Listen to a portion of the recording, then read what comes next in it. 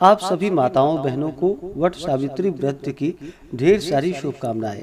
आप सभी के जीवन में लक्ष्मी नारायण की कृपा से आप सभी को सभी प्रकार के सुख और समृद्धि की प्राप्ति हो। वट सावित्री का व्रत, जो कि ज्येष्ठ मास कृष्ण पक्ष की अमावस्या तिथि के दिन वट सावित्री का व्रत धारण किया जाता है और कहीं कहीं ज्येष्ठ पूर्णिमा तिथि के दिन वट सावित्री का व्रत धारण किया जाता है, जिसे कि वट पूर्णिमा के नाम से जाना जाता है। विशेष जगहों पर, जो कि ज्येष्ठ अमावस्या तिथि के दिन वट सावित्री का व्रत धारण किया जाता है। यह व्रत, जो कि सौभाग्यवती स्त्रियों के लिए यह प्रमुख पर्व माना गया है। इस दिन विशेष प्रकार से वट वृक्ष की पूजा करने का विधान है। वट वृक्ष, जिसे कि बरगद का पेड़ कहा जाता है, बरगद पेड़ के नीचे इस दिन बैठ करके पूरे विधि विधान के साथ पूजन करना चाहिए। जिस प्रकार से पीपल वृक्ष को पूजनीय माना गया है, उसी प्रकार से बड़ के पेड़ को भी पूजनीय माना गया है। इसमें ब्रह्मा विष्णु महेश का वास माना गया है। इस व्रत को धारण करने से स्त्रियों का सौभाग्य अटल होता है, दाम्पत्य जीवन खुशहाल होता है, पति की आयु लंबी होती है तथा सभी प्रकार के सुखों की प्राप्ति होती है। वट सावित्री को, जिसे कि बहुत से जगहों पर बरसाइत के नाम से भी जाना जाता है, यह व्रत सभी जगह मनाने की अपनी अपनी परंपरा है।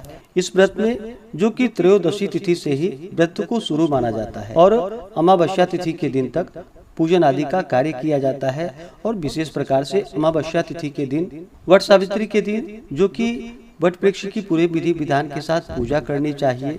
जल, मौली, रूली, चावल, गुड़, भींगे हुए चने, धूप दीप से वट वृक्ष की पूजा करनी चाहिए। समस्त श्रृंगार की वस्तुएं अर्पित करनी चाहिए। इस दिन, जो कि सत्यवान सावित्री ब्रह्म सावित्री का पूजन किया जाता है। पूजन संपन्न होने पर इसके बाद वट वृक्ष में, जो कि कच्चा सूता, मौली लपेटना चाहिए और फिर वट वृक्ष की 7 बार परिक्रमा करनी चाहिए। इसके बाद फिर वट सावित्री व्रत का कथा श्रवण करना चाहिए। इससे अखंड सौभाग्य का आशीर्वाद प्राप्त होता है। तो आइए सुनते हैं वट सावित्री व्रत से जुड़ी हुई पौराणिक कथा।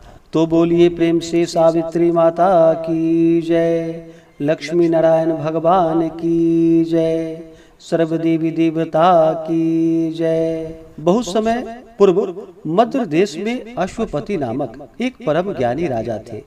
उन्होंने संतान की प्राप्ति के लिए पंडितों की सम्मति से भगवती सावित्री देवी की आराधना की। इस पूजा से उनके यहाँ एक पुत्री का जन्म हुआ। उन्होंने उसका नाम सावित्री रखा। सावित्री सर्वगुण संपन्न थी। जब वह विवाह योग्य हुई, तब राजा ने उसे स्वयं अपना वर चुनने को कहा। एक दिन महर्षि नारद राजा अश्वपति के घर आए हुए थे। तभी सावित्री भी अपने लिए वर चुनकर लौटी। उसने आदरपूर्वक नारद जी को प्रणाम किया। नारद जी के पूछने पर सावित्री ने बताया कि महाराज, राजा द्युमत सेन के आज्ञाकारी पुत्र सत्यवान को मैंने अपना पति बनाने का निश्चय किया है। तीनों लोकों में भ्रमण करने वाले नारद जी ने उसके भूत, वर्तमान और भविष्य को देखकर राजा से कहा कि हे राजन, तुम्हारी कन्या ने वर खोजने में निसंदेह भारी परिश्रम किया है। सत्यवान, गुणवान और धर्मात्मा है। वह सावित्री के लिए सब प्रकार से योग्य है, परंतु उसमें एक भारी दोष है। वह अल्प आयु है और 1 वर्ष के पश्चात वह मृत्यु को प्राप्त होगा। नारद जी के ऐसे वचन को सुनकर राजा ने पुत्री को कोई अन्य वर खोजने की सलाह दी, परंतु सावित्री ने दृढ़ता पूर्वक कहा कि जिसे मैंने एक बार मन से पति स्वीकार कर लिया है, वह अब चाहे जैसा भी है, वही मेरा पति होगा।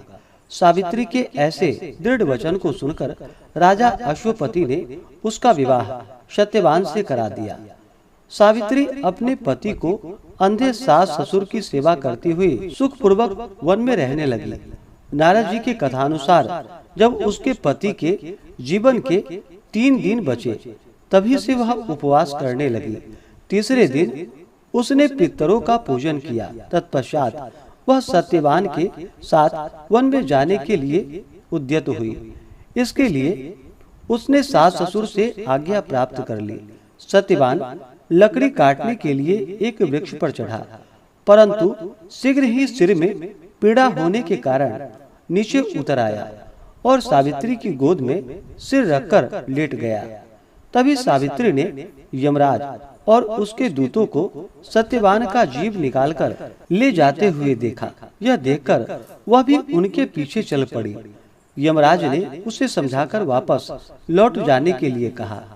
प्रत्युत्तर में सावित्री ने कहा कि हे धर्मराज, पति के पीछे जाना ही स्त्री का धर्म है। पतिव्रत के प्रभाव और आपकी कृपा से कोई मेरी गति नहीं रोक सकता। सावित्री के धर्मयुक्त वचनों से प्रसन्न होकर यमराज ने उसे वर मांगने को कहा। सावित्री ने अपने सास ससुर को दिखाई देने का वरदान मांगा। वर प्राप्त करके भी सावित्री ने अपने पति का साथ नहीं छोड़ा। यमराज ने दूसरी बार वर मांगने को कहा। सावित्री ने अपने सास ससुर के खोए हुए राज्य की प्राप्ति का वरदान मांगा। वर देने के बाद यमराज ने पुनः सावित्री को वापस लौट जाने का आग्रह किया, किंतु सावित्री अपने प्रण पर अडिग रही। तब यमराज ने उससे अंतिम वर मांगने के लिए कहा। सावित्री ने सत्यवान से 100 पुत्र प्राप्त का वरदान मांगा। सावित्री की पति भक्ति और युक्तिपूर्ण वचनों के बंधन में बंधे यमराज ने सत्यवान के जीव को पाश से मुक्त कर दिया। सावित्री को वर देकर यमराज अंतर ध्यान हो गए और वह लौटकर वट वृक्ष के नीचे आई।